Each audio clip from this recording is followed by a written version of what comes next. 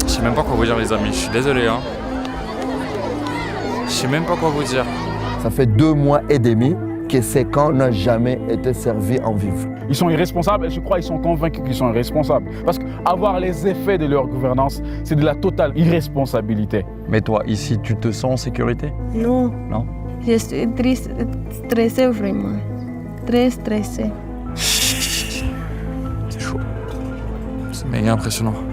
Quand je vais imaginer le jour où il était mort, qui tombe ici devant tes yeux, ça choque la tête. On est clairement dans une ville où il y a un conflit autour et là il y a un cessez-le-feu au moment où je vous parle. Attends 2 secondes. Ah, sorry. My friend. Et du coup, t'as blessé, tué des gens? Oui. Les amis, j'espère que vous allez bien. On est très content de vous présenter cette nouvelle vidéo. On a décidé de partir à plus de 9000 km d'ici, en République démocratique du Congo. Souvent, en parlant de ce pays, la RDC, on pense surtout à Kinshasa, ses artistes, sa culture, ou encore à cet art qu'est la sapologie. Mais nous, on a décidé de s'intéresser à une autre région. On s'est rendu ici, à l'est du pays, à Goma, dans le Nord Kivu. Depuis plus de 20 ans, cette zone est malheureusement surtout connue pour ses conflits armés. Des guerres opposant l'armée congolaise, qu'on appelle aussi le FARDC, avec différents groupes rebelles. Mais dans ce reportage, les amis, on ne parlera pas que de ça. On a rencontré 3 jeunes, 3 façons totalement différentes de vivre la situation du Kivu. Mais avant de les entendre, il faut que vous compreniez le contexte actuel. Depuis l'année dernière, c'est un ancien groupe armé qui est réapparu et qui terrorise la population, le M23. Alors, c'est assez difficile de comprendre ce qui a créé cette nouvelle guerre. Certains parlent de problèmes ethniques, d'autres politiques, et certains affirment que le M23 est juste là pour piller les ressources telles que l'or, le diamant ou le coltan. Mais en tout cas, à cause des combats, des centaines de milliers de personnes ont dû fuir leur territoire pour se réfugier à Goma, dans des camps de déplacés improvisés.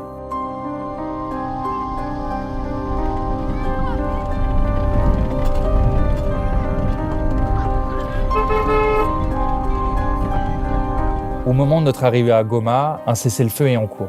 Mais ce qui inquiète surtout, c'est la situation humanitaire. Alors on s'est rendu dans un de ces camps de déplacés, proche de Goma, le camp de Bulengo.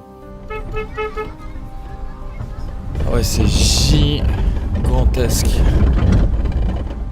faut savoir que pour la plupart, les gens qui y vivent ont dû fuir leur village à l'arrivée du M23, marchant parfois plus de 100 km pour se retrouver ici. Les amis, là on est dans le camp. Putain, c'est chaud. C'est méga impressionnant. En seulement 1 an, c'est plus d'1 million de Congolais qui ont dû fuir leur territoire à cause des combats.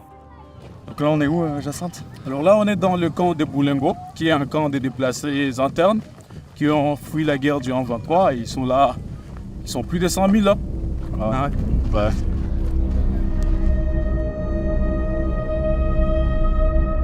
Lui, c'est Jacinthe, un étudiant de 23 ans. Tout au long de ce reportage, il va nous aider à comprendre la situation et nous donner son regard sur sa région, le Nord Kivu. Aujourd'hui à Bulengo, il vient avec son association Agir RDC pour apporter de l'aide aux enfants déplacés. Et tu viens souvent ici du coup? Moi, je viens souvent ici. Souvent, chaque matin, je suis là avec des amis bénévoles avec qui on prépare de la bouillie pour les enfants et on fait des activités d'éducation informelle avec eux, bien sûr. Pour nous, et ça dès notre arrivée, c'est l'occasion de découvrir les conséquences directes de tous ces conflits dans le Nord Kivu. Comment tu pourrais me résumer la vie dans ces camps? Une vie très précaire.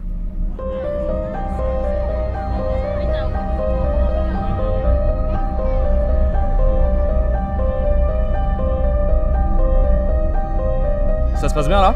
Ouais, jusque-là, ça se passe comme prévu, mais comme d'habitude, beaucoup d'enfants. C'est qui ces gens? Ce sont des Congolais, ce sont des déplacés internes qui viennent de leur village, qui fuient cette guerre d'agression et qui ont besoin de retrouver un point de stabilité pour survivre. Et comment toi, Jacinthe, tu te sens au moment où tu es dans ces camps? Il y a un double sentiment. D'abord, un sentiment d'impuissance. Chaque fois, on distribue la bouillie et jamais on donne à tout le monde. Jamais. Alors, souvent, tu es là, tu es en train de distribuer aux enfants et à la fin, tu vois, il y a un enfant qui vient de là avec son gobelet, tu n'as plus rien à lui donner. Souvent, ça ronge les cœurs. Alors, il y a souvent ce sentiment d'impuissance de dire, ouais, peut-être j'agis, mais après, combien de personnes je couvre? Ça énerve, ça révolte, mais très souvent, devant les faits, devant les drames, on craque, on craque. Il y a beaucoup de monde. Je compte 1, 2, 3, 4 casseroles de bouillie. Ouais, je pense pas que tout le monde aura de la bouillie aujourd'hui. Je me souviens quand Jacinthe il disait que parfois il était démuni. Et c'est exactement ce que je ressens là actuellement. Je sais même pas quoi vous dire les amis, je suis désolé hein. Je sais même pas quoi vous dire.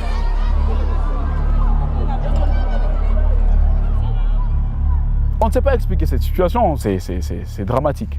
C'est dramatique. Du coup, il n'y a pas d'aide humanitaire organisée sur ces camps? Souvent, quand les déplacés arrivent, il y a des alertes. Il y a des organisations qui se mobilisent pour donner des biscuits, vraiment des petits kits d'urgence. Mais après, ce n'est que l'urgence. Il faut que les gens agissent, mais qu'ils agissent dans la durée. Parce que souvent, quand on lance des appels, les gens ils ajustent comme des points d'action. Il faut des actions durables pour que ces gens soient réinsérés dans leur nouvelle communauté. À défaut, tout faire pour qu'ils regagnent leur milieu où ils savent comment ils survivent, où ils savent comment ils cherchent des moyens de survie. Quelque chose que vous devez savoir, c'est que ces bâches, même si elles ont le marque d'ONG, il y a USAID et UNICEF, ont été achetées par ces déplacés. Et c'est 10 $ la bâche. Ici, je vois 2 bâches. Donc pour ça, il faut 20 $. Je me rends pas compte ce que ça représente 10 $. C'est énormément d'argent. Déjà, en francs congolais, 10 $, c'est quoi là? 25 000 francs congolais. Et vous avez entendu qu'il y a les femmes qui se prostituent pour 1000 francs congolais la nuit.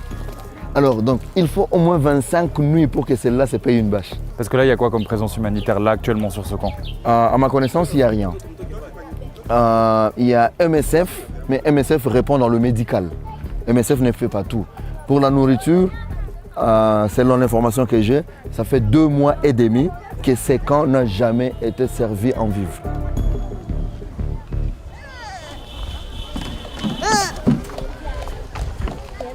Les blancs? Tu fais la corde?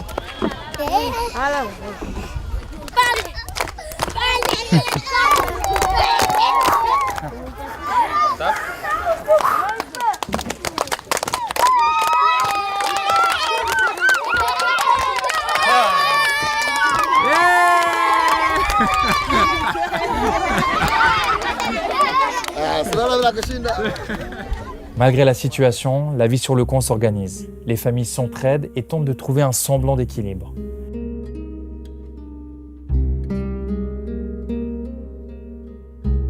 À Boulingo, on a pu croiser des centaines de jeunes, dont Abia.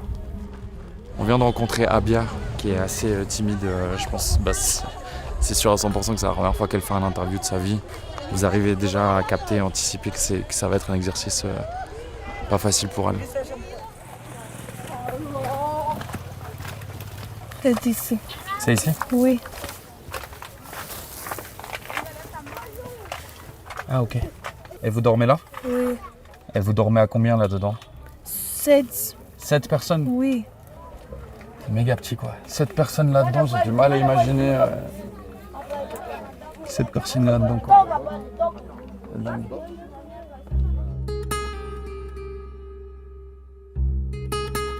Abia a 19 ans et jusqu'à l'année dernière, elle vivait avec toute sa famille dans le village de Kichanga, à plus de 150 km de Goma. Un matin, les combattants du M23 sont arrivés et toute sa vie a basculé. Ils ont tué les gens. Ils ont même fait les couper-couper. Ils ont coupé les personnes. Ok. Oui. Et c'est qui ces bandits? Les M23. Ok. Et comment vous êtes arrivé ici? Tu te souviens combien de jours vous avez marché? 5 jours. 5 jours? Oui, dans les chemins, de marcher avec les pieds. On a traversé les montagnes pour arriver ici. Et comment ça se passe ici? Parce que il y a beaucoup de monde ici. Oui, nous souffrons, nous manquons même de l'eau. De l'eau à boire, nous manquons même les médicaments, la nourriture. Même les enfants n'étudient pas. Là où nous étudions. Mais ici, là où nous sommes, vraiment, c'est difficile. Ici, dans le camp, est-ce qu'il y a plus d'hommes, il y a plus de femmes? Oui, Plus de femmes? oui, plus de femmes. Et c'est quoi d'être une femme ici sur le camp? Les femmes souffrent. Il y a les filles qui manquent la nourriture et ils décident d'aller chercher un homme pour les rapports sexuels avec eux pour qu'elles trouvent la nourriture. C'est beaucoup qui fait ça. Et toi, tu n'as jamais fait? Non, moi non. C'est parce que j'ai fait la marchandise de séjour là-bas. C'est pour cette raison que je ne faisais pas cela. Pour préparer la nourriture, nous décidons d'aller à la forêt pour chercher les bois. Mais nous trouvons là-bas les bandits. Ils font les violences à nos mamans et là on les viole. Et toi, il t'est déjà arrivé quelque chose dans les bois? Oui, j'étais là-bas et j'avais trouvé là-bas les 3 garçons. Ils veulent qu'ils me violent, mais j'ai fait les cris et puis il a allé. Et malgré ça, tu retournes quand même au bois? Oui, j'ai retourné là-bas. Et pourquoi c'est pas les hommes qui vont au bois? Ils ont peur d'aller là-bas parce que aussi là-bas il y a les bandits. Ils peuvent les tuer ou bien les couper. Ce que m'a raconté Abia, c'est malheureusement quelque chose de très courant à Boulengo. Pendant la journée, les femmes déplacées quittent le camp et vont ramasser du bois dans la forêt, qui sera ensuite vendu au marché. Mais dans ces forêts se trouvent aussi des groupes rebelles. Et les femmes y sont très souvent victimes de viols. Les hommes, eux, ne peuvent pas se rendre dans cette forêt car ils seraient soit tués ou enrôlés de force. Donc les femmes, tous les jours, continuent d'aller dans cette forêt. Sur ce camp, à une période, on recensait plus de 50 cas de viol par jour. Mais toi, ici, tu te sens en sécurité? Non. Non? Je suis triste, stressée vraiment. Très stressée. Tu aimerais rester ici ou retourner à Kinshasa? Là, à Kichanga, il y a les bandits. J'aimerais rester ici, mais à bonne santé. Et si à Kinshasa, il y a l'appel, les bandits, comme tu dis, partent, tu aimerais retourner là-bas ou rester ici? Je préfère de retourner à Kichanga parce que là-bas, j'ai fait mes études. J'ai fait la marchandise. Nous avons des champs des haricots, champs de maïs, champs de champignons. Mais ici, là où nous sommes, on manque la nourriture, on manque même les études, on manque même les médicaments. C'est pour cette raison que je préfère de retourner à Kichanga s'il y a la paix.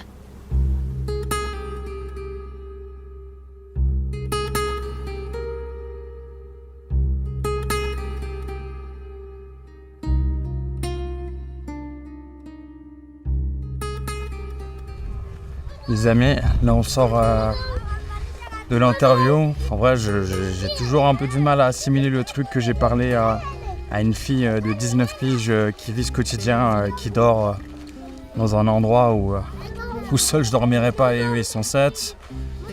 Les viols, la prostitution et tout, c'est trop quoi. C'est trop, en fait il y a trop. Il y a trop, même un seul truc ne serait pas vivable. Et elle accumule. Je sais pas comment tu peux te lever le matin puis voir un peu et avoir de l'espoir. C'est un peu un peu compliqué quoi.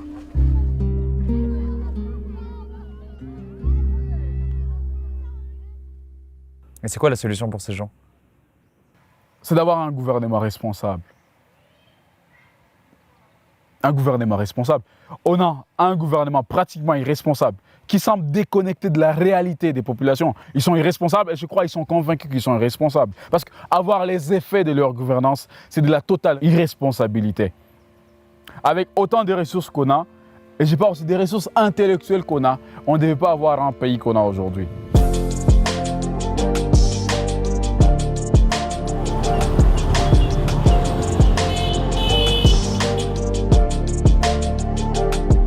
Forcément, on ne pouvait pas parler de Goma sans parler de ces guerres et surtout des ravages que cela crée sur toute une population.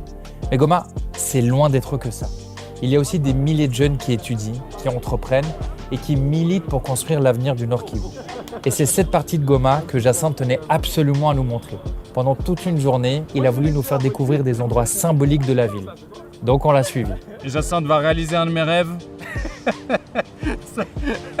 C'est le premier truc que je voulais faire quand je suis arrivé ici. On va prendre un moto-taxi. Ça devrait bien se passer là. Ah, c'est ce que tu voulais faire? Bah oui, C'est bon? Hey chef, tu vas doucement hein. C'est parti les amis.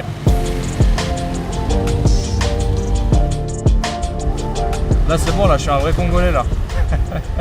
Là c'est bon, je suis intégré à 100% les amis. Bon, faut savoir qu'il y a genre 2 moyens de transport. Je dirais que le numéro 1 c'est les mototaxis. Et le numéro 2 c'est cette espèce de bus jaune où t'as plein de gens qui s'entassent les uns sur les autres. Ah, le gars il passe en moto à des endroits où je passerais même pas à pied quoi. Ça fait 30 ans que les caméras sont tournées sur les Kivu à cause de la guerre. Il y a bien sûr la guerre avec près de 10 millions de morts et ça doit attirer. Ça fait des gens qui meurent, ça fait des rêves qui sont brisés, des femmes qui sont violées, des enfants qui sont massacrés. Oui, il y a ça. Mais on aimerait aussi que les caméras se tournent aussi sur ces côtés où les gens cherchent des moyens de survivre. Parce qu'il y a des jeunes qui font l'art, il y a des jeunes qui font du sport. C'est une ville lumière en fait. Il a perdu.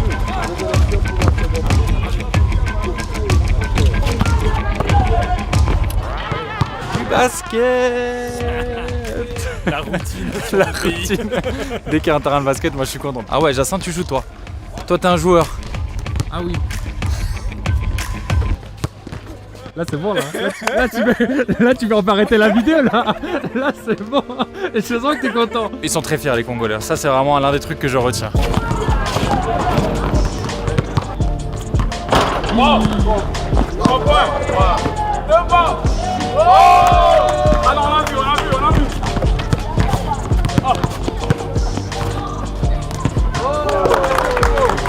Je me fais ficelle mon vieux. J'ai plus le cardio. J'ai plus la technique. Et ils viennent de marquer un point. Jacinthe!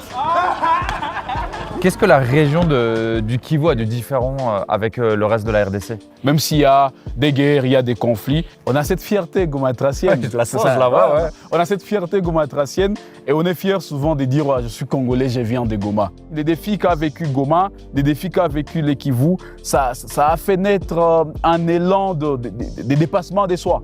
Et vous savez les voir par la manière d'entreprendre des jeunes à Goma.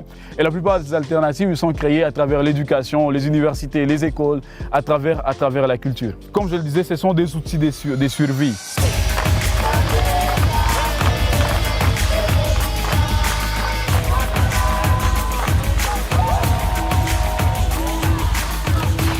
De la capoeira à Goma. Ça me rappelle le Brésil d'ailleurs, si vous n'avez pas vu l'épisode Mon pays sur le Brésil, je vous le mets juste là quelque part. N'hésitez pas à aller le check, frérot. J'aime trop cet endroit. Ouais, en fait, c'est un endroit très très vivant. Ouais. Comme vous le remarquez, déjà là, il y a les capoeiras. Là, ils sont en train de jouer avec les enfants en situation de rue. Ici, on les appelle les maïbobo. Ils vivent dans la rue, ils dorment dans la rue. Mais ça, au moins, c'est un laps de temps dans leur vie qui leur permet de reprendre la discipline, qu'elle soit de l'esprit ou du corps.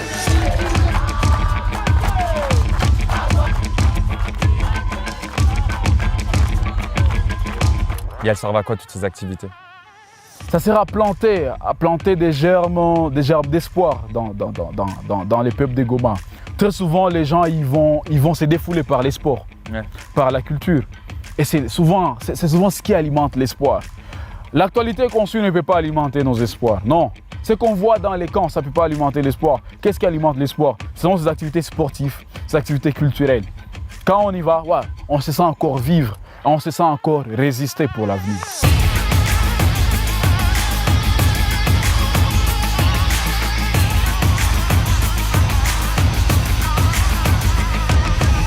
Bon, tu me dis si je vais dire une bêtise, mais j'ai l'impression que toi, ce qui alimente ton espoir, c'est le slam. L'islam. L'islam, c'est... Ça alimente trop mon espoir. Tu vois, t'as les yeux qui brillent, là, c'est bon. Mais oui, ça a une histoire. L'islam, c'est la poésie libérée, portée vers la voie publique. C'est la poésie transformée en un art populaire.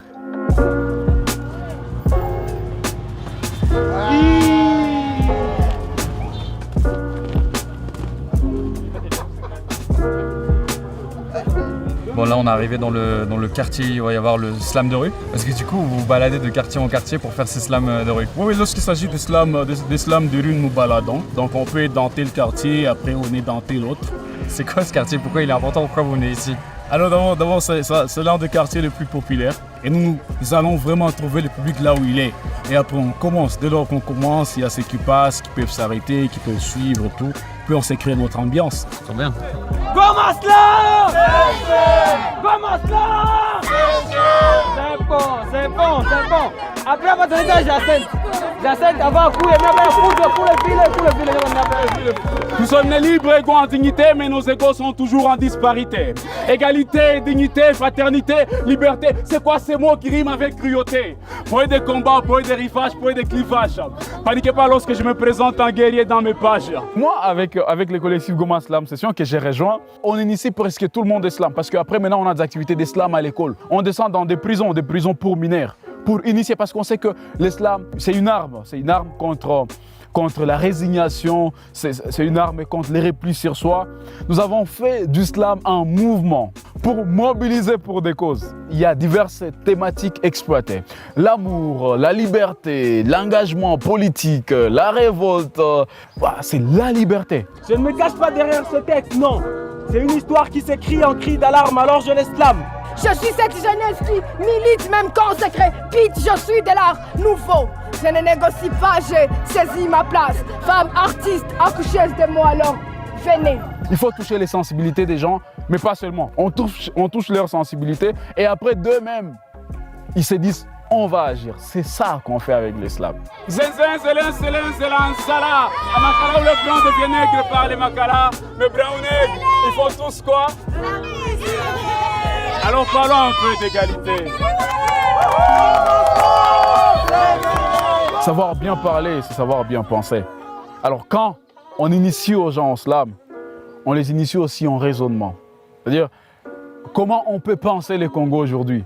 Comment on peut penser la vie? Comment on peut penser l'amour? Comment on peut penser la cohabitation pacifique? Comment on peut penser les vivre ensemble? Au fond, comment on peut penser les libres ensemble?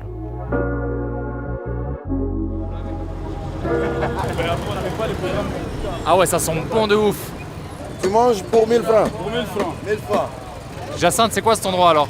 Ouais, là c'est un petit resto. Un petit resto. Un petit, hein.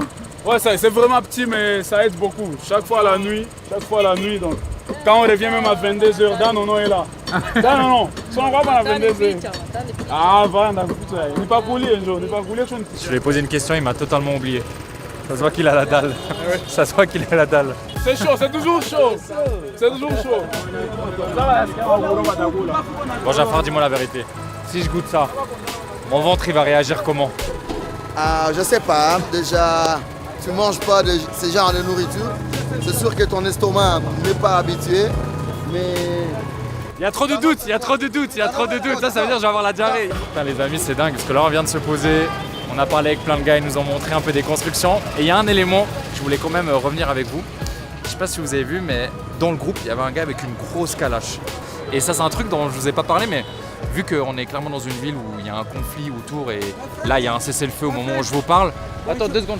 Ah, sorry. My friend. Yes. Yes. Félicitations, je vous félicite avec votre transmission d'informations. Donc, c'est exactement ce que j'étais en train de vous dire. C'est que dans le quotidien, dans la ville, tu croises énormément de militaires, de gens armés, des gars avec des calages, des policiers, des agents de sécurité. Et ça crée une atmosphère un peu... Ouais, l'atmosphère, elle est un peu chelou, quoi. Moi, je m'y habitue pas trop, mais à 20 km d'ici, y a des rebelles, quoi. Donc, en fait, ces calages, ces armes, elles sont pas là pour rien. Mais c'est drôle de se dire que malgré tout ce conflit, regardez derrière moi, quoi. La ville bouge, la ville vit. Et ouais, je sais pas si vous arrivez à vous rendre compte de l'atmosphère, c'est quand même assez spécial. J'ai du mal à m'imaginer vivre et avoir un conflit à 10 km, 30 km de chez moi. Comment tu fais pour, tu vois? Mais non, on les sent en nous. Je les sens pas à 10 km ou à 100 km, je les sens en moi. Est-ce que tu arrives à me synthétiser un peu la situation? Qu'est-ce qui se passe dans la région du Kivu? Alors, je synthétise. Le Kivu, étant une province avec autant de potentialités, a aussi attiré des convoitises. Et ça fait plus de 30 ans qu'il y a des guerres d'agression au Kivu. Des guerres d'agression, ça veut dire ouais, on veut piller les ressources. Après, s'il n'y avait pas quelqu'un qui achète, il n'y aurait pas ces guerres. Certainement, il y a des gens qui achètent des minerais, il y a des gens qui achètent et vendent des armes. Voilà pourquoi ça continue. Donc concrètement, Qui affronte qui? Alors il y a les 1-23, soutenus par des pays voisins, dont le Rwanda et l'Ouganda, qui affrontent les FARDC. Et il y a aussi les groupes d'autodéfense, les groupes locaux, qui affrontent les 1-23, un peu comme pour soutenir les FARDC. Mais après, face à l'absence de l'autorité de l'État, ils commettent aussi des exactions pour survivre ou alors pour s'enrichir. On nous a beaucoup parlé des Wazalendo. Wazalendo. C'est un nouveau concept. C'est un nouveau concept des résistants.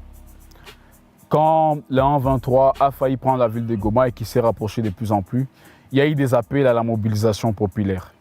Ce sont des jeunes ordinaires qui viennent de nos quartiers et qui disent « Ok, pendant que vous marchez dans la rue contre l'agression, nous on va prendre les armes aux côtés des FARDC. »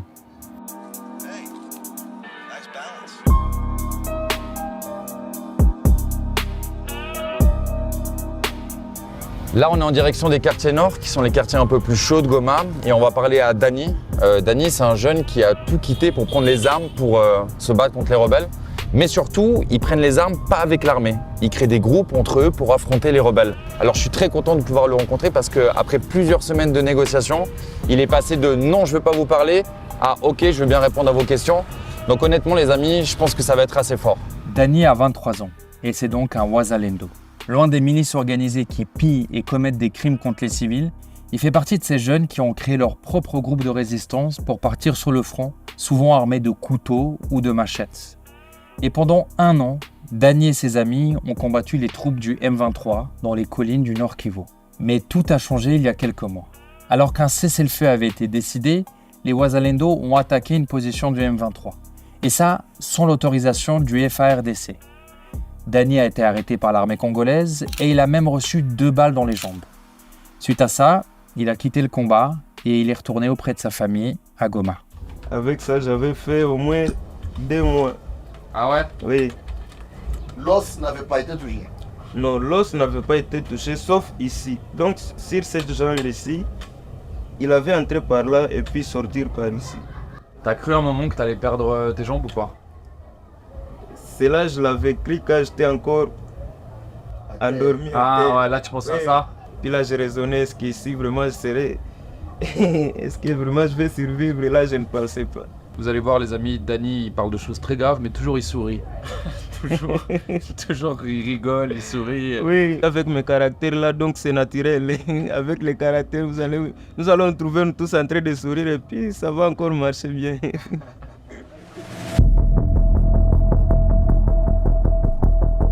Ce sont des jeunes profondément convaincus que ce pays leur appartient et que personne ne peut y toucher même un seul mètre. Tu les comprends ces jeunes? Parfaitement, parce que leurs convictions prennent naissance dans l'incapacité du gouvernement à restaurer la paix. Et je pense qu'il y a beaucoup de Wazalendo en nous. Seulement, comme je le disais, on s'exprime différemment.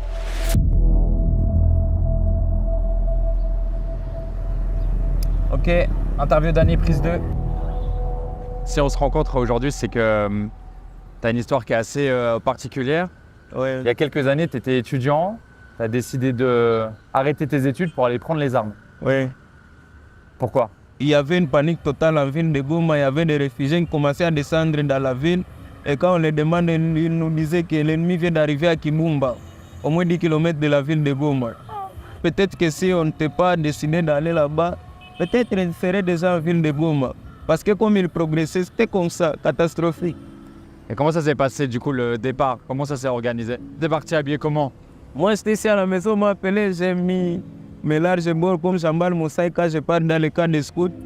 J'ai fait la même chose et puis je suis parti là-bas. Chacun avait son couteau, d'autres avec des machettes, d'autres avec des lances, d'autres avec même des fouets. Les autres qui n'ont même pas couteau ou machette, il a un fouet. Et il s'est dit, avec ça, je vais m'en servir, je peux faire entrer ça dans le ventre de quelqu'un, il va mourir. Oui, c'était comme ça, là, les premiers jours, sans armes, mais avec la foi. Tu m'avais dit que des fois, il y avait une arme pour 200 personnes. Oui, les premiers jours, là, c'était une seule arme. Celui qui a une arme donne à celui qui n'en a pas, et puis celui qui avait l'arme va rester au cas, et l'autre va aller au boulot. Et nous voici dans la résistance jusqu'au bout.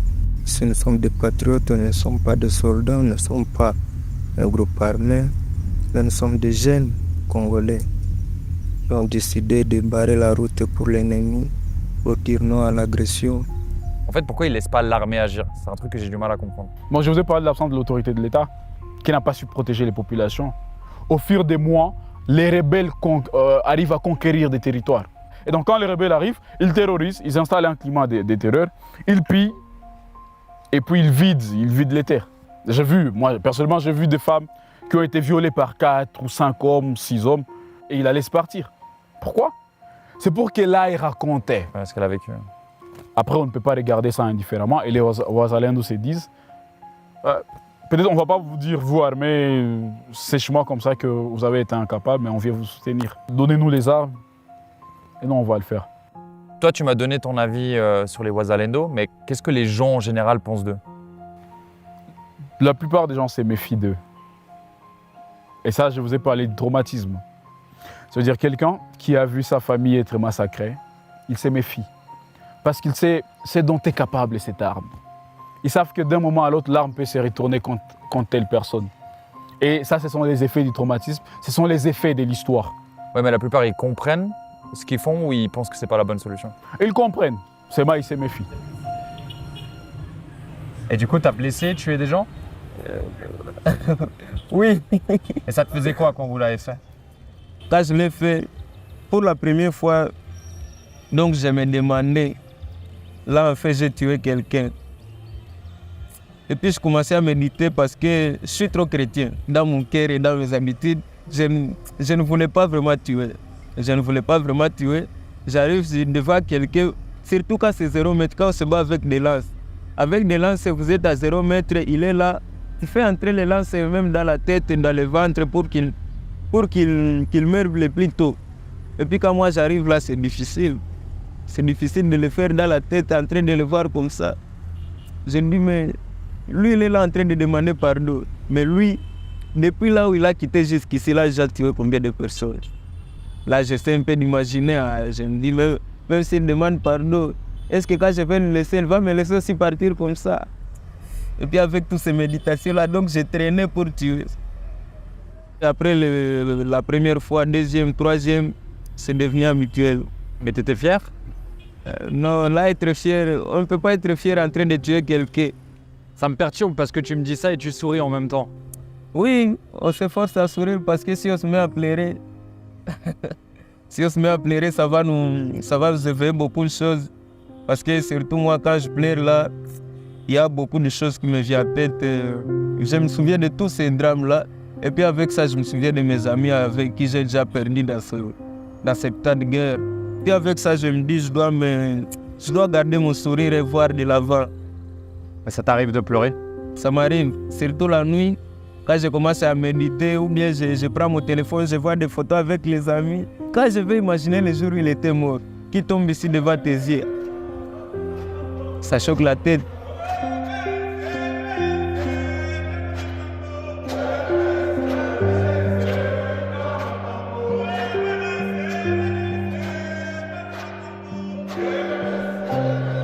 Qu'est-ce que tu fais là maintenant, aujourd'hui maintenant? Aujourd'hui, là, je suis d'abord en train d'étudier, je fais la côté. T'aimes bien? Oui, je l'aime bien, c'est ce que je fais à l'université aussi. Okay. La technique d'habillement, et puis j'arrive à la maison, je continue à travailler comme ça. Et puis encore le matin, je pars à l'école, le soir, je reviens, je travaille, et la vie continue comme ça. Et t'as de l'espoir, toi, pour la suite? Oui, l'espoir est là toujours. On va rapporter la victoire dans des jours qui viennent. Parce que si le dialogue ne tient pas, on va lancer encore les attaques, et là, vraiment, nous serons encore forts. J'ai l'impression que t'as jamais peur. Oui. Comment tu fais pour pas avoir peur? En un mot, c'est qu'on peut dire, pour ne pas avoir peur, c'est avoir la foi. Quand on a la foi, on n'a pas peur. Toi, tu imagines ton futur derrière une machine à coudre ou derrière une arme? J'aime ça mieux derrière une machine à coudre. Oui. Bah, c'est le futur que je te souhaite. Ah, merci.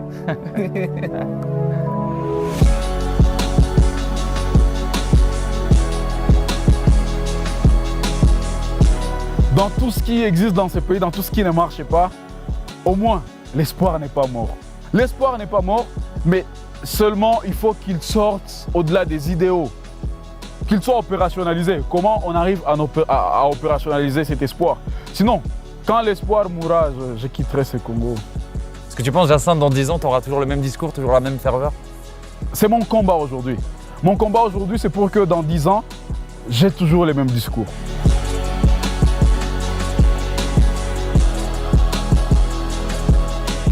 Résilience et traumatisme. C'est vraiment ces deux mots qui auront résonné pendant notre tournage à Goma. Alors on a rencontré ces 3 jeunes, 3 façons de vivre ou de survivre à la situation du Nord Kivu.